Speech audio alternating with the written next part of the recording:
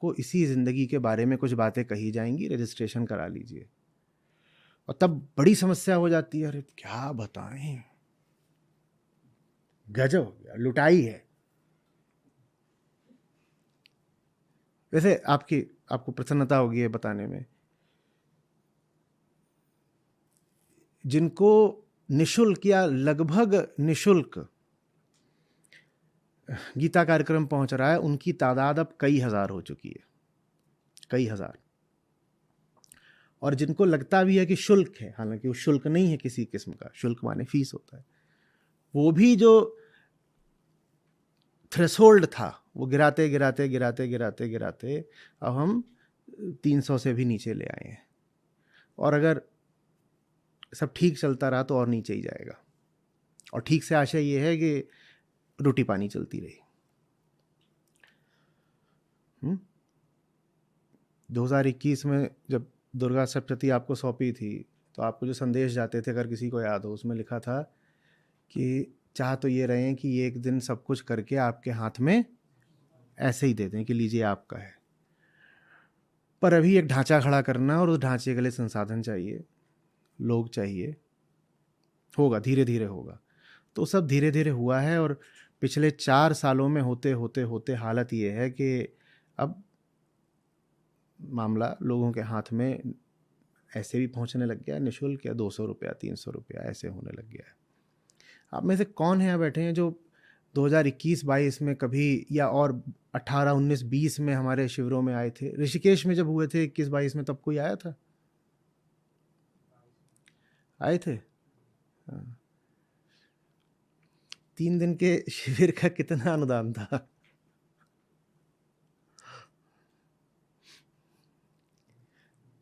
ये हम बात कर रहे हैं आज से, कोविड के जस्ट बाद की, आज से 4 साल पहले की। सिर्फ 3 दिन के शिविर का कितना अनुदान था?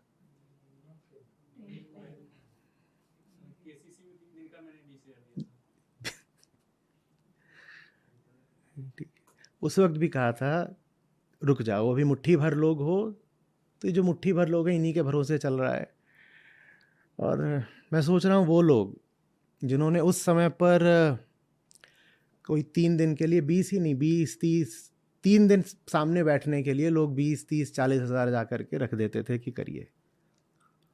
ये वो लोग हैं जिनको हमें अलग से पहचानना चाहिए और सम्मानित करना चाहिए, क्योंकि वही जो उन्होंने उस वक्त खाद पानी डाल करके सींचा था पौधे को, उसी का परिणाम है कि आज इतने हजार लोगों तक मामला बिल्कुल ऐसे ही कौड़ियों के भाव पहुंच पा रहा है।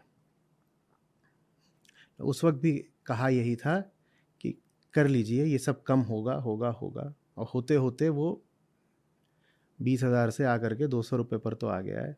देखते हैं वो दिन कब आता है जब होया कि आओ, come as you are, one and all, just come. कुछ नहीं, प्रक्रिया ही बंद, कोई लिंक नहीं है, आ जाओ। देखते हैं कब होता है। पर अभी तो नहीं हुआ है, तो अभी तो 200-300 भी बहुत भारी पड़ता है। रोज संस्था भेजती है कि भैया अपना जो भी है तुम्हारा जितना कर लो। लेकिन अगर अभी मैं कहूं कि बच्चा तुम्हें मैं स्वर्ग दे रहा हूं, स्वर्ग में सीट पक्की है, तो कितने लोग और कितना खड़ा हो जाएगा? अरे पूछो मत। अभी तो ये होता है कि जिन्हें धर्म से जितना प्रेम होता है वो उस अनुपात में आते हैं सामने और उसी अनुपात में योगदान भी करते हैं। और एक बार मैंने स्वर्ग की बात कर दी, तो जिन्हें अधर्म से जितना प्रेम होगा वो सब आएंगे और वो अपनी समूची दौलत लेकर आएंगे। अभी तो थोड़े धार्मिक लोग आते हैं पास में कि भाई गीता पढ़ने आए हैं, फिर जितने अधर्मी हैं वो आएंगे, क्योंकि उन्हें तो पक्का भरोसा है नरक ही मिलना है उन्हें। तो जैसे ही कोई आया बोलने वाला कि मैं स्वर्ग दिलवा रहा हूं, सारे अधर्मी आएंगे और लेके आ जाएंगे। ये है बाबा जी का मटीरियलिज्म। और स्वर्ग भी एक भौतिक ही जगह है। जिस भी लोक की तुम बात कर सकते हो, बात करने मात्र से वो भौतिक हो गया। जो कुछ भी मन में आ सकता है वो मन में आने मात्र से मटीरियल हो गया। जिस किसी का भी ये इंद्रियां संज्ञान ले सकती हैं वो पार्थिव ही है, वो भौतिक ही है। हां, तुम दो तरह के भौतिक लोग होते हैं, एक ये जो सामने तथ्यों का है, व्यवहारिक लोक, और एक जो इससे भी गिरा हुआ है, काल्पनिक प्रातिभासिक लोक। वो आगे का नहीं है। एक मूंगफली वाले के पास जाते हो, उसको 10-20 रुपया देते हो, वो तुम्हें मूंगफली देता है, ये कुछ ईमानदारी का सौदा है। पर कोई अगर तुमको कल्पनाएं बेच रहा है और कल्पनाओं के एवज में रोल्स रॉयस चल रही है, तो ये महाबेईमानी का सौदा है।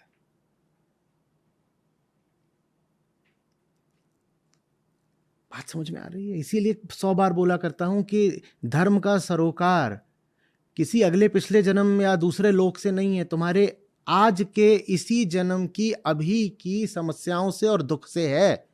धर्म इसलिए है ताकि अभी मुक्त जीवन जी सको। आगे पीछे की कल्पनाओं की बात करने के लिए धर्म नहीं है।